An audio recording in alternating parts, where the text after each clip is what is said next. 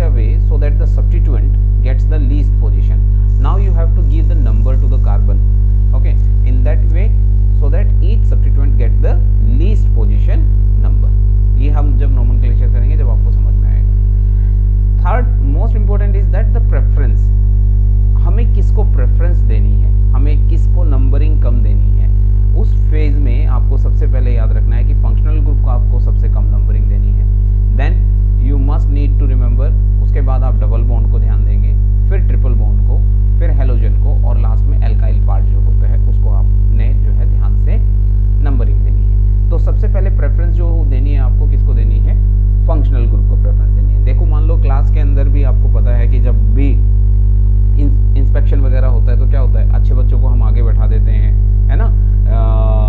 और जब भी हमारी क्लास को कोई देखने आता है तो हम कोशिश करते हैं कि अच्छे बच्चों को पहले प्रेफरेंस दी जाए, उनसे ज़्यादा सवाल पूछ लिए जाएं, ताकि क्लास का डेकोरम बना रहे, ताकि टीचर के भी पता रहे कि हाँ टीचर एफर्ट्स करते हैं, है ना.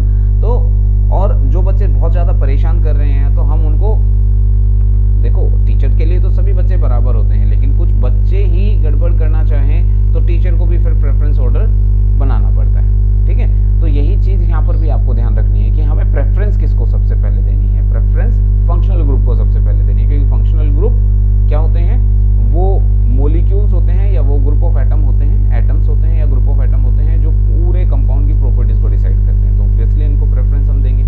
फिर डबल बॉन्ड को, फिर ट्रिपल बॉन्ड को, हेलोजन को और एल्काइल पार्ट को. यानी कि कहने का मतलब ये है कि अगर कहीं पर फंक्शनल ग्रुप अवेलेबल है और कहीं पर डबल बॉन्ड अवेलेबल है तो आपको डबल बॉन्ड को नहीं देखना है, पहले आपको फंक्शनल ग्रुप को नंबरिंग करनी है इस तरीके से ताकि उसको कम नंबर मिल सके. उसके बाद आप डबल बॉन्ड को देखेंगे कि उसको कम नंबर मिल रहा है या ज़्यादा नंबर मिल रहा है. लेकिन अगर कहीं पर फंक्शनल ग्रुप और डबल बॉन्ड में दोनों को ही डबल बॉन्ड को अगर आपने कम नंबर दे दिया तो वहाँ पर ये प्रेफरेंस ऑर्डर फॉलो नहीं होगा. ठीक है, अब किसी भी कंपाउंड का जो नाम होता है वो स्पेसिफिक होता है बेटा. स्पेसिफिक मतलब क्या है कि उसके अंदर एक पर्टिकुलर ऑर्डर फॉलो करना पड़ता है. सबसे पहले आपको प्रेफिक्स के बारे में लिखना पड़ता है, प्रेफिक्स के बाद आप वर्ड रूट लिखते हो, उसके बाद प्राइमरी सफिक्स लिखा जाता है और फिर सेकेंडरी सफिक्स लिखा जाता है. ये हर एक नोमेनक्लेचर का फिक्स्ड है. नोमेनक्लेचर में ये चीज़ें होंगी ही होंगी, कुछ ऑप्शनल होंगी, लेकिन आप अगर बात करें वर्ड रूट की और प्राइमरी सफिक्स की, ये हर एक ऑर्गेनिक कंपाउंड के अंदर होगा ही होगा. इसके बिना नोमेनक्लेचर हो ही नहीं सकता है. हाँ, जो प्रेफिक्स है ये आपका ऑप्शनल है, ये आपको कंपाउंड के अंदर मिल भी सकता है और नहीं भी मिल सकता है. इसी तरीके से फंक्शनल ग्रुप भी क्या है, ऑप्शनल है. सेकेंडरी सफिक्स भी क्या है, ऑप्शनल है. वो आपको कंपाउंड के अंदर मिल भी सकता है, नहीं भी मिल सकता है. तो अब वन बाय वन हम इन पार्ट्स को समझते हैं, ये क्या कहना चाह रहे हैं. सबसे पहले बात करते हैं प्रेफिक्स की. प्रेफिक्स मतलब जो वर्ड रूट से पहले हम लिखेंगे. ये प्रेफरेंस ऑर्डर नहीं है, ये नोमेनक्लेचर का तरीका है, ये ऑर्डर है. हम इसी तरीके से ही नोमेनक्लेचर करते हैं. सबसे पहले हमें प्रेफिक्स ही लिखना पड़ता है. लिखना अलग है, प्रेफरेंस ऑर्डर अलग है. ठीक है, अब प्रेफिक्स में कौन कौन से सब्सटेंस आते हैं या प्रेफिक्स में कौन कौन से हम एलिमेंट्स को कंसिडर करते हैं, ये आपने ध्यान से देखना है. देखिए, हेलोजन जितने भी हैं वो सब प्रेफिक्स में आते हैं, जैसे फ्लोरो, क्लोरो, ब्रोमो, आयोडो. इसी तरीके से नाइट्रो, ये भी प्रेफिक्स में आता है. एल्काइल पार्ट जितने भी हैं वो सारे के सारे हमारे प्रेफिक्स में काउंट किए जाते हैं. अब एल्काइल का मतलब क्या होता है, जब आप एल्केन में से एक हाइड्रोजन कम कर देते हैं तो वो एल्काइल बन जाता है. मान लो मैंने इसमें से एक हाइड्रोजन कम कर दी तो कार्बन के तो कितने बॉन्ड रह गए, 3 बॉन्ड. तो एक बॉन्ड तो अभी भी अवेलेबल है, तो यही कौन सी साइट होती है, इसी को हम कहते हैं लिंकेज साइट. अब ये जो कार्बन है ये अनस्टेबल है क्योंकि इसके 3 ही बॉन्ड हैं. Now it will link with this bond. So this is all about alkyl part. Now this is what? This is alkane. Now this will become alkyl. So here we have the suffix -yl. What is the meaning of alk? I will tell you later on. Means that is word root basically. Alk is nothing but the number of carbon. Number of carbon. So what is the meaning of alk here? It is the number of carbon. For example, here how many carbons we have? We have 1 carbon. So whenever we have 1 carbon, we will write it as meth. Whenever we have 2 carbon, we write it as eth. Whenever we have 3 carbon, we will write it as prop, और 4 carbon होंगे तो ब्यूट, और 5 carbon होंगे तो paint, 6 carbon होंगे तो hex, 7 carbon होंगे तो हेप्ट, ऑक्ट, नॉन और डेक। ये याद रखना है आप, ठीक है। तो ये नंबर ऑफ कार्बन्स है, और इसी नंबर ऑफ कार्बन को, यानी कि जो वर्ड रूट होती है, वर्ड रूट, इस अब चीजें समझ में आते चली जाएंगी आपको, इसी वर्ड रूट को हम एल्क भी कहते हैं, इसी वर्ड रूट को हम एल्क भी कहते हैं, यानी कि नंबर ऑफ कार्बन्स। तो यहाँ पर देखो कितने कार्बन है, 1 कार्बन है, तो we will write it as meth, और सफिक्स क्या है यहाँ पर, yl, so you will write methyl. How many carbons are there, 2, so you will write 2, that is ethyl. How many carbons are here, this is CH3, 3 carbon.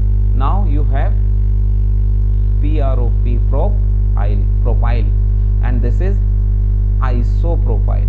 Remember these names. Okay, so in the same way we will write about this. This is nothing but the secondary butyl, this is isobutyl, and this one is tertiary butyl. Okay, so remember their name and structure. So these are all known as alkyl parts. Whenever they are in the substituent position, they will be named in this way. Now what is the meaning of word root? As I have already told you, word root means alk. Alk means number of carbon in longest possible continuous carbon chain, as I have written here, longest possible continuous carbon chain. If we have these carbon, we will write name accordingly. Now let's talk about the primary suffix. So primary suffix basically indicate the number of types of bond between the carbon inside the organic compound. If we have all carbon single bond, then we will write it as ane. If we have at least one double bond in the compound, then we will write ene. And if we have at least one triple bond in the compound, then we will write ine. So this is the primary suffix. Now let's talk about the secondary suffix. Secondary suffix is nothing but the functional group which will be studied later on. जैसे जैसे हम chapter आगे बढ़ते जाएंगे, अलग अलग functional group आते जाएंगे, उसी के अकॉर्डिंगली हम नाम रखते जाएंगे। आपको एग्जांपल के तौर पे बता देता हूँ, जैसे OH है, तो ये कौन सा फंक्शनल ग्रुप है, ये अल्कोहल फंक्शनल ग्रुप है, और इसके लिए जो हम सेकेंडरी सफिक्स यूज़ करते हैं वो यूज़ करते हैं ऑल। इसी तरीके से हमारे पास CHO है, तो इसको, ये कौन सा फंक्शनल ग्रुप है, ये हमारा एल्डिहाइड फंक्शनल ग्रुप है, और इसके लिए हम जो सफिक्स यूज़ करते हैं सेकेंडरी सफिक्स, वो यूज़ करते हैं अल। तो ये है नोमेनक्लेचर के रूल्स। नोमेनक्लेचर किस तरीके से हम करेंगे, क्या प्रेफरेंस ऑर्डर हम फॉलो करने जा रहे हैं, ठीक है, किस तरीके से नाम रखा जाएगा, प्रेफिक्स क्या है, वर्ड रूट क्या है, प्राइमरी सफिक्स क्या है, सेकेंडरी सफिक्स क्या है, ये सब चीज़ें आपके दिमाग में एकदम अच्छे तरीके से बैठ जानी चाहिए। जब ये अच्छे तरीके से बैठ जाएंगी तो नोमेनक्लेचर बाएं हाथ का खेल हो जाएगा आपके लिए, ठीक है। अब देखो, मैं आपको एक एग्जाम्पल के साथ भी समझाता हूँ, ठीक है। इधर देखो, ये कुछ एग्जाम्पल्स हैं जिनको हम नोमेनक्लेचर के थ्रू समझेंगे। सबसे पहले देखो, आप यहाँ पर कंपाउंड को देखो।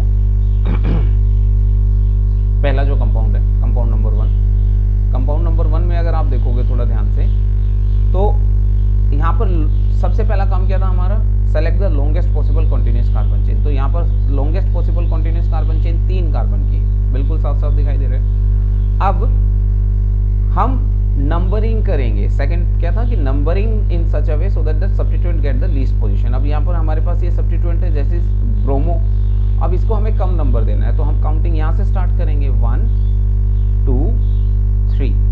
तो longest possible continuous carbon chain के अंदर नंबर ऑफ कार्बन कितने आए हैं, 3 कार्बन आए हैं, ठीक है। अब बाकी तो कुछ रहा नहीं, प्रेफरेंस ऑर्डर हमें यहाँ पर फॉलो करने की जरूरत नहीं है, क्योंकि फंक्शनल ग्रुप नहीं है, डबल बॉन्ड नहीं है, ये सब चीज़ें नहीं है। यहाँ पर ब्रोमीन है एज अ फंक्शनल ग्रुप, पर हम इसको एज अ प्रेफिक्स काउंट करते हैं। अच्छा, अब नाम कैसे रखेंगे, मैंने आपको पहले बताया। सबसे पहले हम प्रेफिक्स को लिखते हैं। यहाँ पर देखो, सबसे पहले हम किसको लिखते हैं, प्रेफिक्स, उसके बाद वर्ड रूट, उसके बाद प्राइमरी सफिक्स और फिर सेकेंडरी सफिक्स। तो 1 बाय 1 नाम रखते हैं। देखिए अब जो ये प्रेफिक्स है ये कौन से कार्बन पर अटैच है, फर्स्ट कार्बन पर अटैच है, so we will write 1 bromo, 1 bromo. अब सेकंड पॉइंट क्या है हमारा, सेकंड पॉइंट है वर्ड रूट। वर्ड रूट का मतलब क्या होता है, number of carbon. Number of carbon कितने हैं longest possible continuous carbon chain में, 3 कार्बन को हम कहते हैं prop, so you will write prop. Carbon carbon के बीच में अगर बॉन्ड देखोगे तो सारे के सारे बॉन्ड सिंगल हैं, so you will write N.